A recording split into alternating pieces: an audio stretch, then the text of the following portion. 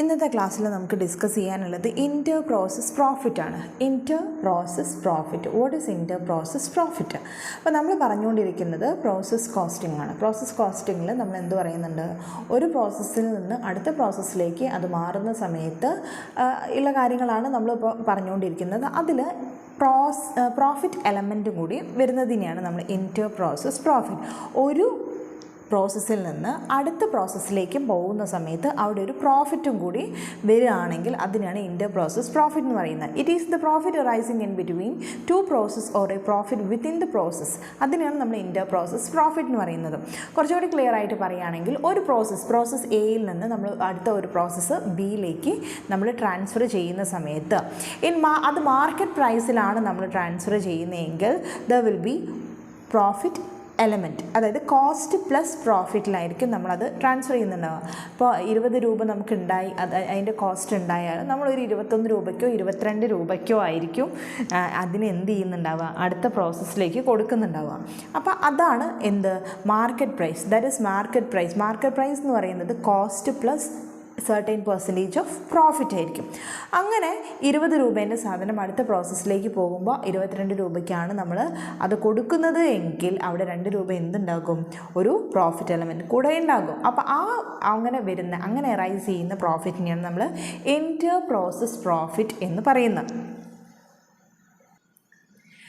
സാധാരണ രീതിയിൽ ഏതെങ്കിലും ഒരു പ്രോസസ്സിൻ്റെ ഒരു ക്ലോസിംഗ് സ്റ്റോക്ക് ആയിരിക്കും അടുത്ത പ്രോസസ്സിൻ്റെ ഓപ്പണിംഗ് സ്റ്റോക്കായിട്ട് വരുന്നത്. അപ്പോൾ ഈ ക്ലോസിംഗ് സ്റ്റോക്കിലാണല്ലോ ഈ ഒരു പ്രോഫിറ്റ് എലമെൻറ്റ് ഉള്ളത്, അല്ലേ? ക്ലോസ് ചെയ്യുന്ന സമയത്ത് നമ്മളുടെ ഒരു പ്രോഡക്റ്റ് എന്ന് പറയുന്നത് അത് എന്താ പറയുക, ക്ലോസിംഗ് സ്റ്റോക്കായിട്ട് നിൽക്കുകയാണ്. അങ്ങനെ ക്ലോസിംഗ് സ്റ്റോക്കിനെ നമ്മൾ എപ്പോഴും വിളിക്കുന്നത്, അതായത് ഈ ഒരു ക്ലോസിംഗ് സ്റ്റോക്കിലാണ് ഈ പ്രോഫിറ്റ് എലമെൻറ്റ് ഇൻക്ലൂഡ് ആയിട്ടുള്ളത്. അതുകൊണ്ട് തന്നെ അതിനെ നമ്മൾ വിളിക്കുന്നത് അൺറിയലൈസ്ഡ് പ്രോഫിറ്റ് എന്നാണ്. എന്തുകൊണ്ടായിരിക്കും അൺറിയലൈസ്ഡ് പ്രോഫിറ്റ് എന്ന് പറയുന്നത്? കാരണം ക്ലോസിംഗ് സ്റ്റോക്ക് എന്ന് പറയുന്നത് അത് സ്റ്റോക്കായി കിടക്കുകയാണ്. കാരണം അതിനെ നമ്മൾ സെയിൽ ചെയ്തിട്ടില്ല, നമ്മൾ വിറ്റിട്ടില്ല, അതിനെ റിയലൈസ് ചെയ്തിട്ടില്ല. So it is called unrealised profit. ഇങ്ങനെ വരുന്ന അൺറിയലൈസ്ഡ് പ്രോഫിറ്റൊക്കെ നമ്മൾ എവിടെയാണ് സാധാരണ കാണിക്കാറുള്ളത്? പ്രോഫിറ്റ് ആൻഡ് ലോസിൽ അക്കൗണ്ടിൽ നമ്മൾ കാണിക്കാറുണ്ട്. ഏത് സൈഡിൽ ഓർമ്മയുണ്ടോ? അതായത് നമ്മൾ സാധാരണ രീതിയിൽ ഫസ്റ്റ് നമ്മൾ എന്താ പറയുക, പ്രോഫിറ്റ് ആൻഡ് ലോസ് ഒക്കെ പഠിക്കുന്ന സമയത്ത് മാറ്റി വെക്കുന്ന, അതായത് ഇപ്പോൾ ഒരു പ്രൊവിഷൻ ക്രിയേറ്റ് ചെയ്യും. ഇതിനൊക്കെ വേണ്ടിയിട്ട് നമ്മളൊരു പ്രൊവിഷൻ ക്രിയേറ്റ് ചെയ്യാറുണ്ട്. Provision for bad and doubtful ഡെപ്റ്റ് എന്നൊക്കെ പറഞ്ഞിട്ട് നമ്മൾ പ്രൊവിഷൻ ക്രിയേറ്റ് ചെയ്യാറുണ്ട്. അതുപോലെ തന്നെയാണ് നമ്മൾ ഏതിലും ക്രിയേറ്റ് ചെയ്യുന്നത്. ഇവിടെ വരുന്ന അൺറിയലൈസ്ഡ് പ്രോഫിറ്റിലും നമ്മളൊരു പ്രൊവിഷൻ ക്രിയേറ്റ് ചെയ്യും. അതായത് profit and loss account debtor to എവിടെയാണ്, പ്രൊവിഷൻ ഫോർ അൺറിയലൈസ്ഡ് പ്രോഫിറ്റ്. ഇതാണ് അതിൻ്റെ ജേണൽ എൻട്രി ആയിട്ട് നമ്മൾ നോക്കുകയാണെങ്കിൽ ഇങ്ങനെയാണ് വരുന്നത്. Profit and loss account debtor to provision for unrealised profit. ഈ ഇൻറ്റർ പ്രോസസ് പ്രോഫിറ്റ് നമ്മൾ കണ്ടുപിടിക്കുന്ന സമയത്ത് അതിൽ സാധാരണ രീതിയിലല്ല നമ്മൾ എന്ത് ചെയ്യുന്നത്, ഈ ഒരു പ്രോസസ് അക്കൗണ്ട് പ്രിപ്പയർ ചെയ്യുന്നത്. കുറച്ച് ചെറിയ വ്യത്യാസങ്ങളൊക്കെ ആയിട്ടാണ് നമ്മൾ പ്രോസസ് അക്കൗണ്ട് പ്രിപ്പയർ ചെയ്യുന്നത്. അതിൻ്റെ പ്രൊസീജിയേഴ്സാണ് നമ്മൾ ഇനി നോക്കാൻ പോകുന്നത്. എന്തൊക്കെ പ്രൊസീജിയേഴ്സാണ് പ്രോസസ് അക്കൗണ്ട് പ്രിപ്പയർ ചെയ്യുന്ന സമയത്ത് നമ്മൾ നോക്കേണ്ടത്? There will be 3 columns. അതായത് അവിടെ 3 കോളംസ് ഉണ്ടാവും. സാധാരണ നമ്മളൊരു എമൗണ്ട് കോളും അല്ലെങ്കിൽ എന്തെങ്കിലും യൂണിറ്റ് ഉണ്ടെങ്കിൽ യൂണിറ്റ് കോളോ മാത്രമേ ഉണ്ടാവാറുള്ളൂ. ഇവിടെ 3 കോളംസാണ് സാധാരണ ഈ ഒരു ഇൻറ്റർ പ്രോസസ് പ്രോഫിറ്റിൻ്റെ കേസിൽ നമ്മൾക്ക് 3 കോളംസാണ് നമ്മൾ പ്രൊവൈഡ് ചെയ്യുന്നത്. ഇവിടെ നിങ്ങൾ നോക്കുന്ന സമയത്ത് നിങ്ങൾക്ക് കാണാം ഒരു പെർട്ടിക്കുലർ കോളം കാണുന്നുണ്ട്, ടോട്ടൽ കോസ്റ്റ് പ്രോഫിറ്റ്. പിന്നെ ഒരു പെർട്ടിക്കുലർ കോളം വരുന്നുണ്ട്, ടോട്ടൽ കോസ്റ്റ് പ്രോഫിറ്റ്. ഇങ്ങനെ എമൗണ്ട് കോളം, ഇതൊക്കെ റുപ്പീസിലാണ് വരുന്നത്. അതിൽ ഈ എമൗണ്ട് കോളം എന്ന് പറയുന്നത് 3 കോളംസാണ് പ്രൊവൈഡ് ചെയ്തിട്ടുള്ളത്. ഒരു ടോട്ടൽ കോളം, ഒരു കോസ്റ്റ് കോളം, ഒരു പ്രോഫിറ്റ് കോളം. ഇതാണ് 3 കോളംസ്. അതായത് ഇൻറ്റർ പ്രോസസ് പ്രോഫിറ്റിൻ്റെ കേസിൽ നമ്മൾ 3 കോളംസ് പ്രൊവൈഡ് ചെയ്യുന്നുണ്ട്. അത് ടോട്ടൽ കോസ്റ്റ് പ്രോഫിറ്റ് എന്ന് പറഞ്ഞിട്ട്. ഇതിൽ മെറ്റീരിയൽ, വേജസ് എന്നൊക്കെ പറഞ്ഞിട്ട് എഴുതും. ഇനി എന്തെങ്കിലും ക്ലോസിംഗ് സ്റ്റോക്ക് ഉണ്ടെങ്കിൽ നമ്മൾ ലെസ് ചെയ്തിട്ടാണ് കാണിക്കുക. ഈ സൈഡിൽ കാണിക്കുന്നതിന് പകരം നമ്മൾ ലെസ് ചെയ്തിട്ടാണ് കാണിക്കുക. ഈ പ്രൊസീജിയേഴ്സിൽ തന്നെ നമ്മൾ പറയുന്നുണ്ട്. അപ്പോൾ ഈ ഒരു ഫസ്റ്റ് സ്റ്റെപ്പിൽ എന്ന് പറഞ്ഞാൽ ഈ ഒരു പ്രൊസീജിയേഴ്സിൽ വരുമ്പോൾ 3 കോളംസാണ് നമ്മൾ പ്രൊവൈഡ് ചെയ്യുന്നത്, ടോട്ടൽ, കോസ്റ്റ് ആൻഡ് പ്രോഫിറ്റ്. ഇനി അടുത്തതായിട്ട് നോക്കുന്ന സമയത്ത് നിങ്ങൾക്ക് കാണാം closing stock is deducted from the debit side എന്ന് കാണാം. അതായത് ക്ലോസിംഗ് സ്റ്റോക്ക് എന്ത് ചെയ്യാണ്, നമ്മൾ ഡെബിറ്റ് സൈഡിൽ നിന്ന് ഡിഡക്റ്റ് ചെയ്തിട്ടാണ് കാണിക്കുന്നത്.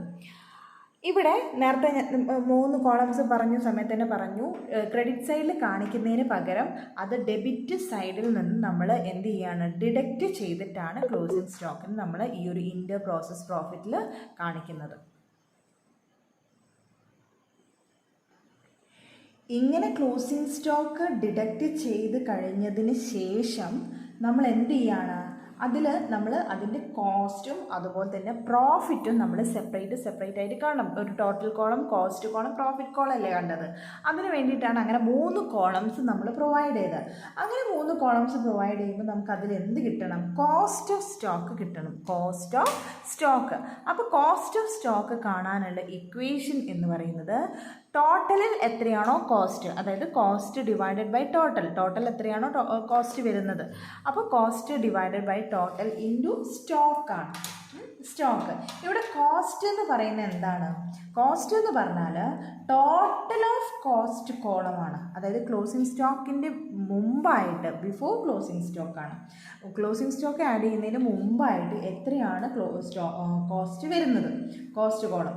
ടോട്ടൽ എന്ന് പറയുന്നത് ക്ലോസിംഗ് സ്റ്റോക്ക് വരുന്നതിന് മുമ്പായിട്ട് വരുന്ന എന്താണ്, ടോട്ടലാണ്, ടോട്ടൽ എമൗണ്ട് ആണ് ടോട്ടൽ കോളത്തിൽ വരുന്നത് ഇൻറ്റു സ്റ്റോക്ക്. എന്നിട്ട് കിട്ടുന്നതിൽ difference between the value of closing stock which include profit, അല്ലേ? നമ്മൾ ക്ലോസിംഗ് സ്റ്റോക്കിൽ എപ്പോഴും എന്തുണ്ടാവും, ഒരു പ്രോഫിറ്റ് എലമെൻറ്റ് ഉണ്ടാകും എന്നാണ് പറയുന്നത്.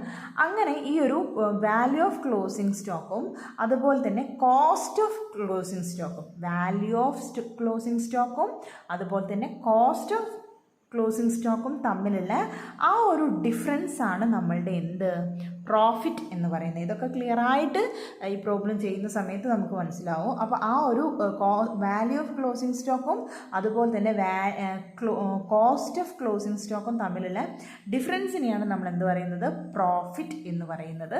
ഈ പ്രോഫിറ്റ് നമുക്ക് എഴുതാനുള്ള കോളമാണ് എവിടെ, പ്രോഫിറ്റ് കോളം. ഇനി ഇതിൽ നോട്ട് ചെയ്യേണ്ട ചെറിയൊരു കാര്യം എന്ന് പറയുന്നത്, ഈ പെർസെൻറ്റേജ് നമുക്ക് തരുന്ന ക്വസ്റ്റ്യൻസിൽ ഈ പെർസെൻറ്റേജ് ഓഫ് പ്രോഫിറ്റ് എന്ന് പറയുന്നത് ഒന്നെങ്കിൽ ഓൺ കോസ്റ്റിൽ തരാം, അല്ലെങ്കിൽ ട്രാൻസ്ഫർ പ്രൈസ് അല്ലെങ്കിൽ മാർക്കറ്റ് പ്രൈസിൽ നമുക്ക് തരാം.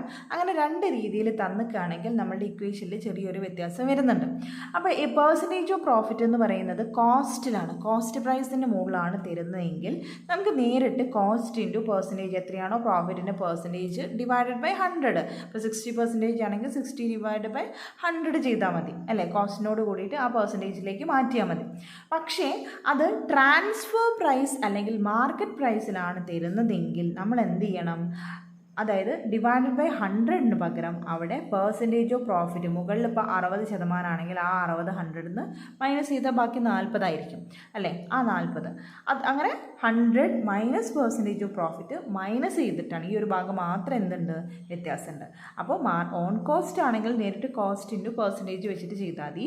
പക്ഷേ പ്രോഫിറ്റ് നമ്മൾ ട്രാൻസ്ഫർ പ്രൈസ് അല്ലെങ്കിൽ മാർക്കറ്റ് പ്രൈസ് തന്നിട്ടാണ് നമ്മൾ പെർസെൻറ്റേജ് പ്രോഫിറ്റ് തന്നിട്ടുള്ളത്. അപ്പോൾ പ്രോഫിറ്റ് കണ്ടുപിടിക്കാൻ cost into percentage of profit ആണ് ഡിവൈഡഡ് ബൈ 100ൽ നിന്ന് എന്ത് ചെയ്യണം, ആ പെർസെൻറ്റേജ് മൈനസ് ചെയ്യണം.